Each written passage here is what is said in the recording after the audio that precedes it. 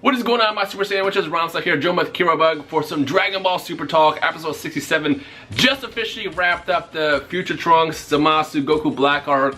What's the proper definition for this arc? Would we just say the Zamasu arc? I would say Zamasu arc because it's usually defined by the villain. Yeah, Saiyan Saga, Frieza Saga, Cell Saga. Okay, yeah. So the Zamasu arc. And well, I gotta say that was definitely interesting. For starters, going back to what happened last week's episode was quite the doozy one. It was very it's controversial too. Very controversial because people either loved it or they hated it. And like, it's not one of those things where like, you know, some people loved it or some people hated it. It was literally like, everybody was split down to like whether they like absolutely loved it or hated it because of just basically what went down. Well, episode 67 officially wraps up what's going on, and I'm just a little bit confused. So, okay, so let's first of all address this. Zamasu's immortal. I feel like even though he had half of himself basically mortal, it made sense for Trunks to be able to cut into him after everybody got together and was able to defeat the merged Zamasu. But my problem is after he sliced them, like they kind of exploded, and then Zamasu was defeated. You would think if he's immortal, he would be able to just kind of like, I don't know, regenerate a part of his body or just be there like half of him, but like not necessarily destroy. Because if you're immortal, you have an invincible body, you don't die. If you guys remember, even though this is not canon, so this is like the only thing we can really refer to. Garlic Jr. was immortal and he was not able to get destroyed at all. You had to seal him and he ended up getting sealed in the dead zone. So in a situation like with Zamasu, when he got destroyed, he shouldn't actually been able to be destroyed. He should have just like stayed there, half of him there, or like not really get, you know, like, does that make sense? Like it's. I have an argument with that. Is because he was such a powerful god himself, and he destroyed like, you know, all his, all of himself, I guess. Well, when he got destroyed, he chose not to come back as his body. I guess that doesn't make sense. I think that he was like, I'm done with this. I'm gonna merge with the universe and become my own law. That's actually a really good point. That's probably the best explanation I think about. I think he chose to do that because he was like, this isn't working out. I'm fed up. I'm gonna destroy everything. And he merged with the universe to become a law. Like it was a universe ruled by Zamasu law. He became a part of the law of that universe. Which is funny because he could have just done that in the first place. You know what, Zamasu, if you wanted to destroy humanity or mortals, period, why don't you just like when you got the Dragon Balls wish for that? I think he was just kind of like sadistic. Well, maybe, but more so just going along, like figuring things out along the way. I don't think he like necessarily hatched a master plan all at once. It was just even when Black was fighting, Black was like figuring out abilities that he didn't know he had, like being able to go Super Saiyan Rose, and then also he pull out the scythe and then like ripped like a hole in time or whatever the hell that rift was. He was figuring stuff on his own, so I guess it makes sense. A lot of it was on the fly. Yeah, so I guess that's a good point. He basically, even though he was immortal, he chose to basically just, it's not that he got destroyed, he just chose to just absorb everything. He became literally the universe, and he killed everything. I mean, they ended up saying that everybody on Earth was destroyed, and when they zoomed out, it showed that like, he basically took over everything. Now, the funny thing is Goku, Vegeta, and Trunks decide, you know what, we're still gonna fight him, I just wish we got a sense of being. And what does freaking Goku have in his, first of all, where are these pockets located? That's what I want to know. Like, I know, I don't see them. He pulls out the Omni King button that he got many episodes ago, and let's be real now, with Dragon Ball, when they point something out early on in the arcs, that's obviously a huge hint of how it's going to unfold later. Big example was when in Resurrection F, huge example. Resurrection F, when Whis randomly reveals, oh, I can turn back time. It's like, well, that's obviously going to be used later. So when he pulled out, or when he got the Omni King button early on in the arc, it's like, oh, at some point, Omni King is going to be involved here, and he's going to probably be the reason why, I guess, it wraps up the arc. It's exactly what happened. But here's the twist, and this is also the part that was kind of confusing. There is a future Omni King. You would think that there's only one Omni King who exists in a place that doesn't have necessarily time. He can travel, you know, into the future, into the past. He controls everything. For some reason, there's an Omni King in the future timeline as well. Now, this is one of those parts. And they don't know about each other. And they don't know about each other. That's interesting too. This part is like one of those things that probably has like the fan base kind of confused. Like, am I supposed to like this? This doesn't make any sense. Yada yada yada yada. Now, if you think about how it came out, it was a good ending, because what happened next is now when Omni King, first of all, Omni King is the one who cleaned up everything. He destroyed that universe. Like, I mean, that universe is already destroyed because Zamasu basically blew up everything. But then when Omni-King showed up, it's like, oh yeah, can you handle him? He's annoying. Omni-King blew up everything, and then everybody escaped back to the past. And Goku and I'm going back to the future to grab Omni-King, brought him to the present, and now Omni-King in the present has a friend.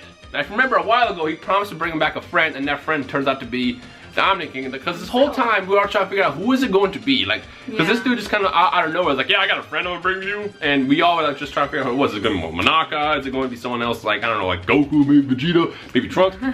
It's freaking Omni-King. Omni-King, meet Omni-King. Like, you guys are already powerful enough, now there's two of you guys. But so, it's the perfect friend for him, though. It is. That's why I like that ending. I was a big fan of how it ended, because the thing is I knew Omni-King was going to show up, but I didn't know how it was going to happen. Like, my theory was, when he pressed that button, the Omni-King from the past is going to show up, kill Zamasu, and then we're going to go back to the future, and then it's like, or go back to the present, and then that's basically how the story ends. But the fact that, like, this was kind of something unexpected and different, it's like, oh, you know what? I can accept that. I can take that. And now it's kind of funny because, like, we get that hilarious interaction between both Omni-King. It's like, who are you? It's like, are you serious? Have you never looked in the mirror? Like, it's literally you, dude. So that happened. Also, we had a bomb that was dropped on us. Turns out the Great Priest, who is basically the watcher of the Omni-King, is Whis' dad. Yes. Now, I know some of you guys have watched the fan sub version of this, or a different sub. And in that sub, it mentioned that it was his brother. It's not. It's actually his dad. Just want to kind of clarify that up. But it's also kind of confusing because apparently the way Whis' race, I guess, or the Whis assistant angels things exist is they're angels. When a god of destruction is born, so is a Whis basically. And if Beerus dies, Whis disappears. If Beerus comes back, Whis comes back. That's kind of how it works. It's like a yin yang. Like they're there to control the god of destruction to make sure they don't, I guess, overdo it. It's like a check and balance system. Yeah. So how is he his dad? Like, you would think that Omni-King creates these guys to kind of like follow the gods of destruction. Like, questions, man. Where's the answers? Had me a little bit confused. It makes you wonder if the Omni-King is kind of like, almost like in his own way, a god of destruction of the whole universe. Or like of all the universes, actually. I mean, yeah, he technically is, but he isn't. Like, he's just, Omni-King is just there to be like the last resort, I guess, watcher of everything. But the funny thing is if he was watching everything, why didn't he stop the killing of all the gods that happened in the future with Zamasu? Like, you would think that Omni-King can see everything and do everything. Why wasn't he the one to destroy Zamasu in the first place? Because, like, it's like, dude, Omni-King, like, I know you're playing with Goku and all, but there's a dude over there that's killing all the gods. You should probably take care of him. Like, that's well, he clearly doesn't know everything that's going on at all times. Yeah, and you can tell that just because of how he interacts with Goku when he shows up in the future, and then, of course, how the present one does as well. He's just kind of all over the place. It's a lot to keep an eye on. Yeah. You can't blame the dude. I can't, yeah, I won't blame him. I mean, like I said, I was a big fan of the ending just due to the fact that it's like, it was unexpected. Like, it was expected that's how it was going to end, but in a different way. And then, like, I like the interaction when you get both the Omni-Kings together, and it was cute. I'm gonna say that. It was cute. Now, here's the part where it gets very confusing, and we get more time travel involved. So, what ends up happening is the Trunks timeline that we're watching this entire time is completely gone, destroyed. Zamasu killed it, completely, everything, poof, gone. He basically, in a way, succeeded. He succeeded with his plans to kill all mortals, which is kind of funny. And then, of course, Omni-King killed him, and then that universe doesn't exist. Like, when they went back into the future, there was nothing there. It was just like a void of just emptiness. So what they ended up doing is like, well, you guys can go back to another timeline that makes sense, but there's another Mayan Trunks there, just so you know.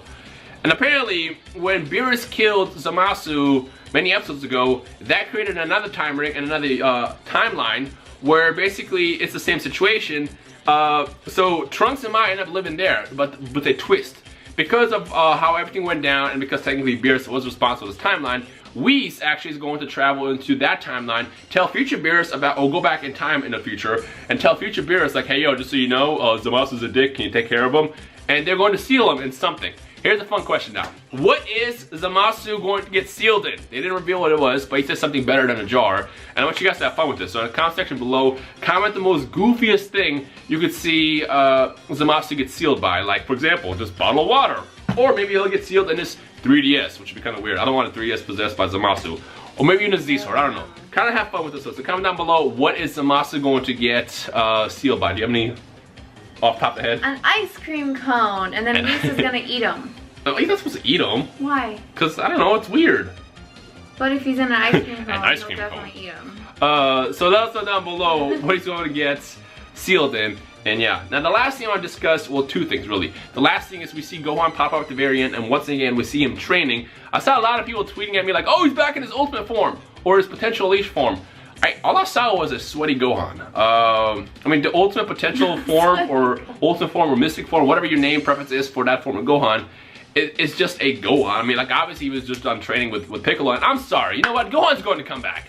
Everybody has already accepted the fact that Gohan's dead and done. But the thing is this series was supposed to originally end a long time ago. Like they initially planned on just going through the Champa arc, but because of the success, now it's going to keep going further and further. Although that's not technically confirmed, but that's kind of how they planned it out. And because Dragon Ball Super blew up to the point where it's so good, or so big and popular, they're gonna keep going. And with that said, now there is room for Gohan to come back. Now call me Gohan. They hinted at the fact that of course he's training now. Yeah, listen, call me a Gohan fanboy or whatever, but the way they're setting this up is we'll see Gohan at some point in the future, whether it is this next arc or the future arc, or even by the time we get to the tournament, he's going to be the 5th fighter. Gohan is going to come back, I promise you, and I want you to come back to this video in a couple months from now when it actually happens. I'm just going to go and call right now. Okay. Yeah. So let us know your thoughts down below on what you thought about the finale of the Zamasu arc. Did you like it? Did you hate it? Like I said, I know everyone loved the arc up until the last 2 episodes, but again, the way I see it is if you love an arc but hate the ending, do you truly like it? Does that make sense? I loved the ending, personally. I thought it was great. I mean, it was very enjoyable. I liked both the past 2 episodes, probably more than any of the episodes. I mean, it was fun and entertaining. That's what Dragon Ball is. Dragon Ball is just fun. I mean, yeah, there's stuff that you can't really explain, but it's an anime. There's a lot of deeper stuff in there, too, that a lot of people don't really mention it's not or about, contemplate. It's not about, like, oh, I hate this because Vegeta didn't get any shot. I mean, first of all, I wanted to point out something, the elephant in the room. There seemed to be crappier art in this episode. Art, not animation, art. Just want to kind of toss it out there. There's a difference between art and animation. Animation is the movement, art is how you draw it. And I noticed that there was a bit less quality art in this episode. Now my theory is that because Shida, who's like one of the best, was hired to do the last episode, they probably want to cram everything into one while they got the best guy. That way, when part 2 happens, which will be this episode, they don't have to really worry about, you know, missing out. That's probably why they went so crazy for the last episode, but packed a bunch in, and that's why I was kind of like not as good. I mean, a lot of people did point out that if episode 66 was 2 episodes, it'd be a lot better. But at the same time, would you guys really want to get an episode 66 where we get Shida who animates it, and then we have episode 67 that's animated by the guy who did basically, or the group that did this episode, which wasn't as good? Like, what would you rather want? Honestly, I'm okay getting episode 66, which is animated and done by Shida and his crew, over getting it like the first episode is good and the second one is bad, just because, you know, the budget and timing and schedule is all over the place. So I think that's probably what happened. I think that's probably why they split that into 1 episode instead of 2. And honestly, it worked out for me because episode 67 or 66 was one of the best animated and art episodes I've seen in all of Super. And I'd rather get that than, you know, I guess I get it split into 2. But let me know your thoughts on that. So yeah.